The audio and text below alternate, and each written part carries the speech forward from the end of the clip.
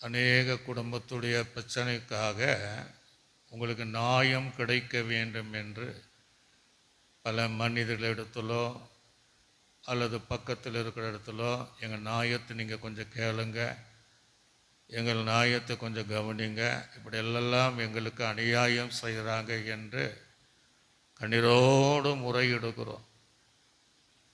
ஆனால் அதே காரியத்தை நம்ம தேவ சமூகத்தில் சொல்லணும்.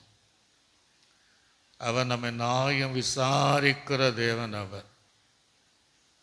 அவர் சர்வ லோகத்தினுடைய நியாயாதிபதியாக இருக்கிறார்.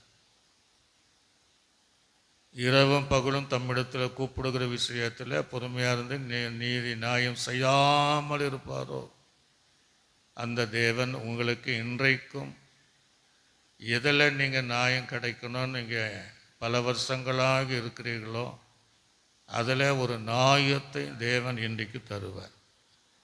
17ஆம் சங்கீதத்தில் தாவீதுடைய விண்ணப்பம் அதுதான். கர்த்தாவே என் நியாயத்தை கேட்டுடலாம். நம்ம பக்கத்தில் சொல்லுவான், எங்கள் கொஞ்சம் நியாயத்தை நீங்கள் கேளுங்க கேட்பாங்க. நம்ம அப்படி போன உடனே இவளுக்கு அப்படி தான் இவனுக்கு அப்படி தான் ஆகட்டும்பா. ஆண்டு சமூகத்தில் உட்காந்து, ஆண்டவரே என் பிரச்சனையை கேளுங்க, என் நியாயத்தை கொஞ்சம் கேளுங்க என்று ஆண்டு சமூகத்திலே நாம் கேட்கும். ஆக கர்த்தர் என் நியாயத்தை கேட்டலும் என் கூப்பிடுதலை கவனிங்க. கூப்பிடுதலை கொஞ்சம் கவனிங்க ஆண்டவரே. கபடமில்லாத உடலிலிருந்து பிறக்கும் என் விண்ணப்பத்திற்கு செவி கொடு. உத்தமனாயிருக்கிறான், கபடம் இல்லாதவனாயிருக்கிறான். ஆகிலும் அவனுக்கு அநேகர் அநியாயம் செய்ததுனால ஒரு நியாயத்திற்காக நிற்கிறான்.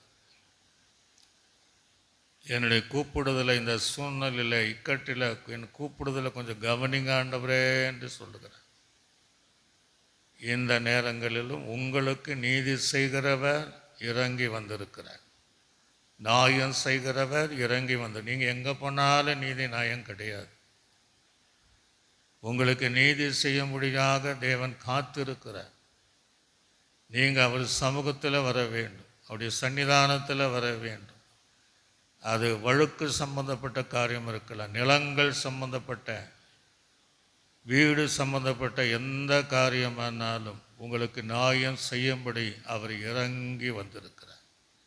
இதெல்லாம் ஆண்டவரே நியாயத்திற்காக காத்திருக்கிற ஜனங்களுக்கு அந்த நீதிபதியாக இயேசு நீர் அவளுக்கு நியாயம் செய்து நீதி செய்து சபை நடுவே சாட்சியாக வைப்பீராக. இயேசுவின் நாமத்தில் பிதாவே.